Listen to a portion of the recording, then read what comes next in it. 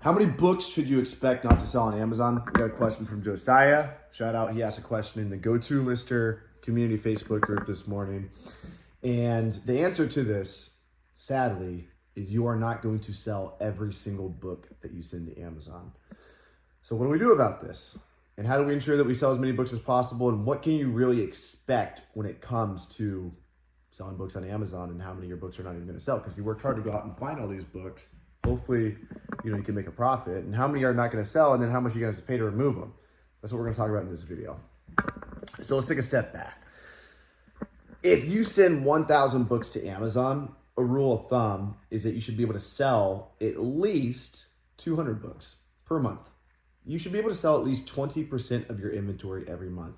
Now, if you have 1,000 books active at Amazon FBA and you're selling less than 200, you're either sending in bad books or you're not repricing properly, and it's probably the former. And Josiah kind of makes me nervous with this question because he said, I sent a bunch of books under 2 million rank. How many of them should sell? That is and I learned this the hard way, guys. A few years ago, when I lived in Miami, I thought I was a shit, making 6 figures in my Amazon business, young kid, business taking off. I thought I was a shit. Thought I could do anything. And so I, like a bunch of the gurus online, started an Amazon automation business. And I said, hey, I'm the book guy. So what I'm going to do is I'm going to start an automation business where I take books, you give me the money, I buy the books for you, and I start a business for you. And I had a source at the time, a bunch of Amazon sellers, Amazon booksellers, where I'd buy books from them, and it would be an estimated $10,000 profit. And I would charge the other person $3,000. So I'd take $3,000 of somebody's money, and I would put $10,000, I would put it for a $10,000 pallet of books. I'd have those pallet of books prepped, packed, and shipped on their Amazon account.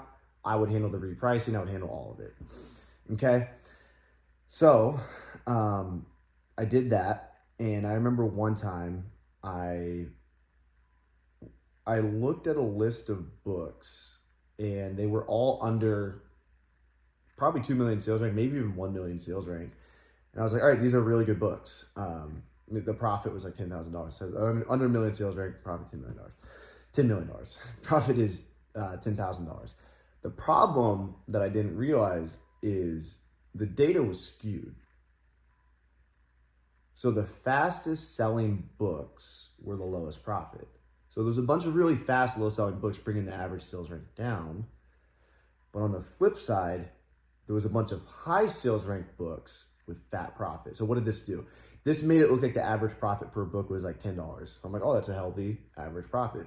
But the reality is it was like less than 10% of the books bringing in most of the profit, and the less than 10% of the books were really high sales rank books. And so your question, Josiah, kind of worries me. It's like, all right, if all your books are under 2 million, fair enough. But what if all your books are 1.9 million? Then it sucks. And you'll honestly probably sell 10%. Maybe 20%. I'm just making that number up, but you're not going to sell 100%. Amazon FBA booksellers generally sell 80% of their inventory that they send in, which means 20% of all the inventory you send in won't sell. So if you send 1,000 books to Amazon, you better expect to pay for 200 books to be disposed of or removed. And you're going to pay at least $2, maybe $3 per unit. Let's just say $2 per unit.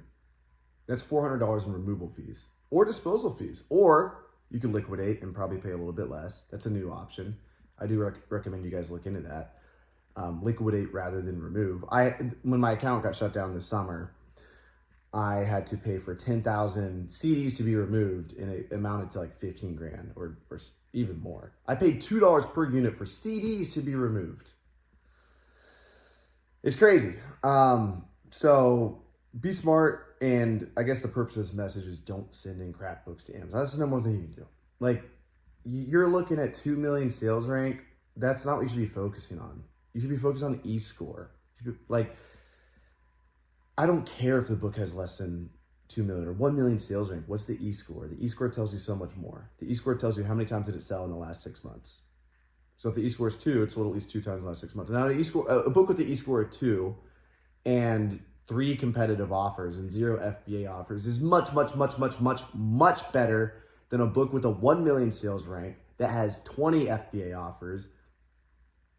I would much rather have the first book I mentioned than the second book. And so it's not, don't look at sales rank as like a guaranteed sale.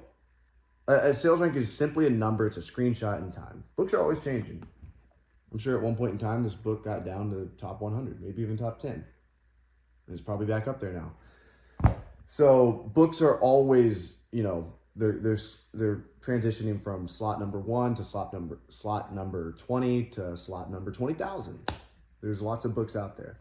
So my advice to you is make sure you're not sending in too many high ranked books, but at the same time,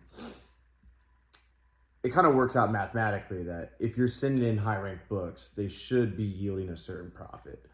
So for me, it's like if a book's over 2 million rank and I send it in FBA, it better be yielding me, better be making me at least $50. I think that's my trigger.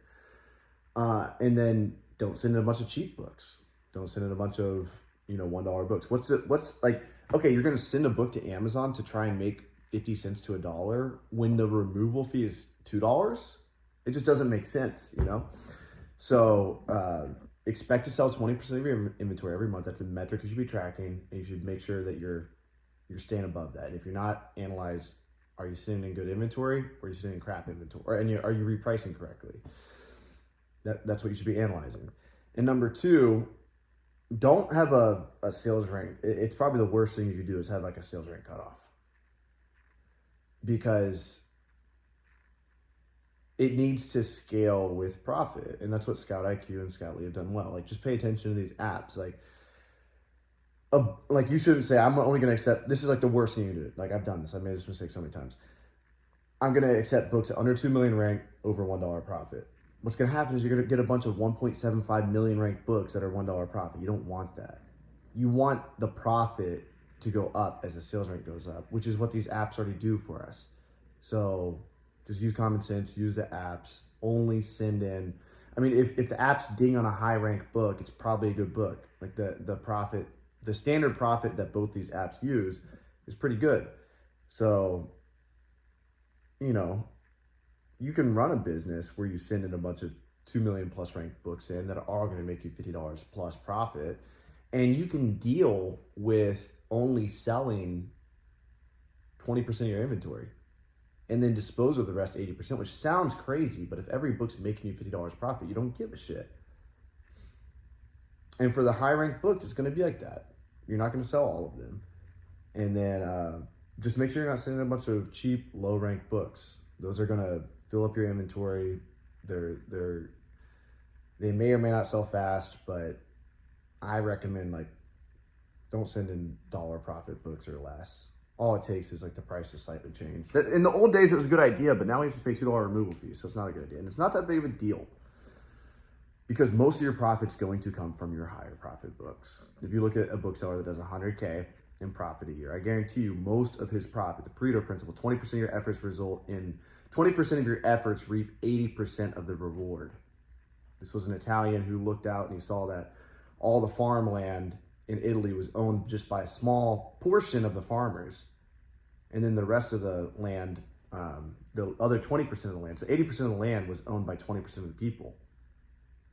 And then, so he realized that, you know, life's not fair. And so, like, sometimes the rich people own more, which is like obvious, but this goes for everything. It's like when you go to the gym and work out, 20% of your workout's going to result in 80% of your muscle growth. Same exact thing in the book business. 20% of the books that you send to Amazon are going to yield 80% of your profit. What are those books? Are the higher profit books, and yeah, generally the higher profit books. So don't send a bunch of low profit books in. Okay, rant over. I'm out. Peace.